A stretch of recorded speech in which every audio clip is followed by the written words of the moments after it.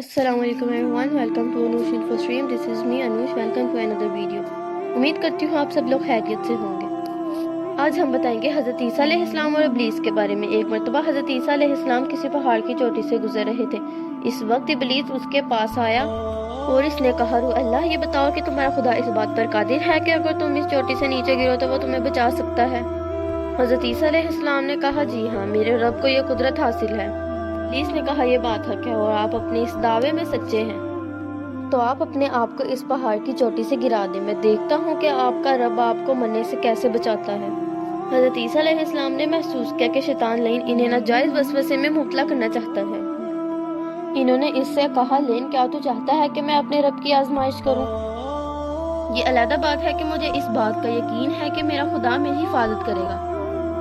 اللہ کا ہر فرمان برا حق ہے اور ہمیں اس میں شک کرنے کی کوئی گنجائش نہیں، لیکن میں خدا کی آزمائش نہیں کرتا ہوں. لیکن کچھ دن بعد ابلیس ان کے پاس آیا اور ان سے کہا، عیسیٰ علیہ السلام، تم تو اللہ ہو، کیونکہ تم تو مردے زندہ کرتے ہو اور غیب جانتے ہو اور لوگوں کو غیب کی خبریں دیتے ہو. حضرت عیسیٰ علیہ السلام نے ان کی بات کاٹتے ہوئے کہا، لعین، تو جھوٹ بکتا ہے. میں خدا کا مستجاب الدعوات بندہ ہوں. اللہ میری دعائیں قبول کرتا ہے اور اس کے حکم سے مردے زندہ ہوتے ہیں. اور جہاں تک غیب کی باتوں کا تعلق ہے تو خدا مجھے غیب کی اطلاع دیتا ہے.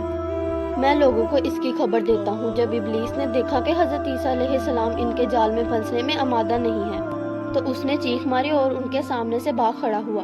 ابو نصر نشا پور کا ایک سلطان ہو گزرا ہے. ایک مرتبہ وہ لاؤ لشکر سمیت اپنے دارالحکومت میں داخل ہو رہا تھا کہ ایک قاری کی آواز نے اسے جھکا دیا. ابو نصر قرآن سننے کے لیے رک گیا. قاری نے دل سوز سے سورۃ آل عمران کی آیت 26 کی تلاوت کی، جس کا ترجمہ یہ ہے، آپ کہہ دے کہ اے اللہ، تو مالک و ملک ہے، تو جسے چاہے سلطنت عطا کرے اور جسے چاہے سلطنت چھین لے اور جسے چاہے عزت دے اور جسے چاہے ذلت دے. تمام بھلائی تیرے ہی ہاتھ میں ہے، بے شک تو ہر چیز پر قادر ہے. اس آیات منجیدہ نے سلطان کے دل پر گہرا اثر کیا اور یہ آیات سن کر کانپ اٹھا، گھوڑے سے اترا، رکوع کیا، پھر سجدہ بجا لایا.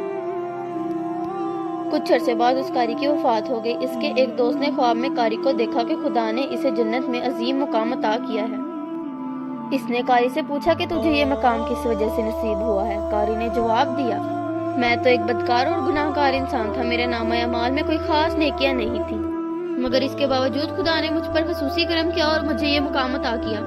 اور خدا نے مجھ سے فرمایا، تو نے دنیا میں ایک سلطان کو ہماری عظمت یاد دلائی تھی، اس کی وجہ سے آج ہم تم پر رحم کر رہے ہیں اور تجھے بلند مقام عطا کرتے ہیں. جی ہاں، اللہ تعالیٰ کا فرمان ہے، وَاذْكُرُونِی أَذْكُرْکُم، تم مجھے یاد کرو، میں تمہیں یاد کروں گا. اگر آپ کو میری ویڈیو پسند آئی ہو تو کائنڈلی میری ویڈیو کو لائک کر دیں اور چینل کو سبسکرائب بھی کر دیں. Thank you so much for watching. اللہ حافظ.